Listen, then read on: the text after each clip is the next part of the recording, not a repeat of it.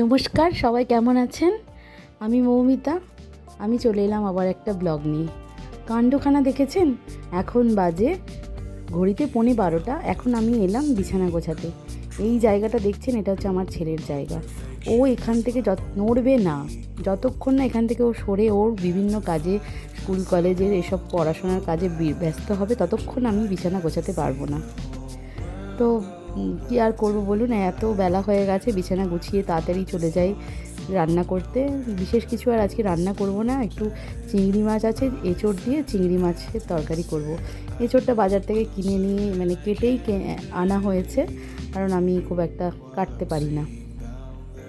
তো চলুন আর বেশি দেরি না করে রান্নাবান্না শুরু করে নিয়ে, এত দেরি হয়ে গেছে না, কি করব আজকে। চিংড়ি মাছটা তো ভাজতে বসিয়ে দিলাম।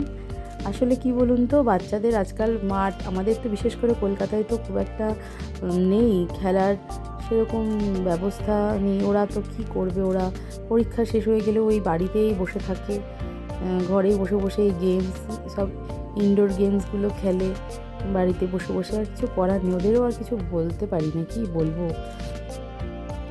আমাদের সময় আমাদের একটা অন্যরকম ছিল, বন্ধুবান্ধবরা বাড়িতে আসতো, ওই হুল্লোড়। এখন তো কেউ কারোর বাড়িতে খুব একটা বন্ধুবান্ধবরা যায় না, ওই কোচিংয়ে বা স্কুলে দেখা করা ছাড়া খুব একটা যে দেখা হয় তাও না। তো যে যার মতন বাড়িতেই নিজেদের কাজে ব্যস্ত থাকে। আর ওদের ব্যস্ততাও তো বেশি থাকে না সারা বছর, এই এখন পরীক্ষাটা হয়ে গেছে, একটু কম ব্যস্ততা।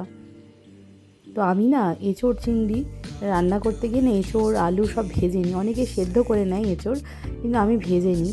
হয়তো তেলটা একটু বেশি লাগে, কিন্তু ভেজে নিলে না টেস্টটা ভালো হয়। তো খুব বেশি দিন তো বছরে হয়তো 3-4 বার এঁচোড় রান্না করি। তো তাও মোটামুটি একটু তেল দিয়ে খেলে আর কি করবো বলুন, আমি ভেজে নিয়েই রান্না করি। আর আমার মা বলতো যে এঁচোড় যখন রান্না করবি পুরো মাংসর মতো করে রান্না করবি, এঁচোড়কে গাছপাঠা বলা হয়। তো যেরকম করে পাঁঠার মাংস রান্না করে ওরমভাবেই করার চেষ্টা করবি। তো সেই জন্য আমি এঁচোড়ে ওই মাংসের মতনই সব মশলা টশলা দিই, পেঁয়াজ রসুন আদা, যা যা সবাই দেয়, আদা রসুন পেঁয়াজ জিরের গুঁড়ো লঙ্কার গুঁড়ো এইসব দিয়ে কষিয়ে আমি এঁচোড়টাকে, ভাজা এঁচোড় আর চিংড়িটাকে দিয়ে দিলাম। দিয়ে এবার আলুটাও দিয়ে দিলাম, এরপরে চিংড়িটা দেবো। চিংড়িটা এখনও দিইনি, আগে প্রথমে এঁচোড়টা দিয়ে কষালাম। এই যে এবার চিংড়িটাও দিয়ে দিলাম, দিয়ে আমি একটু ভালো করে কষিয়ে নিই। আর ওপাশে আমি একটু গরম জল বসিয়ে দিয়েছি। মাংসে যেরকম আমরা গরম জল দিই, সেরকম এঁচোড়েও আমি গরম জলটাই ইউজ করি। বেশিরভাগ রান্নাতেই আমি গরম জলটা দিই, আর এঁচোড়ে তো দেবই, কারণ ওই যে মা বলে দিয়েছে মাংসের মতো করে রান্না করতে। চলুন এটা হোক, আমি যাই একটুখানি গিয়ে একটু ফল কাটা আছে খেয়ে নিই। এই বিভিন্ন কাজ করতে করতে না এই ফল টল আর খাওয়া হয় না, ফ্রিজে থেকে যায় আর শুধু শুধু নষ্ট হয়। ফলটুকু খেতে খেতে দেখুন আমার রান্নাটা হয়েও গেছে। তো চলুন সুন্দর করে একটু নাবিয়ে নিই, দুভাগে নাবাবো, রাতের আর দুপুরের দুবেলার হয়ে যাবে, আমার রাতের কথা আর ভাবতে হবে না।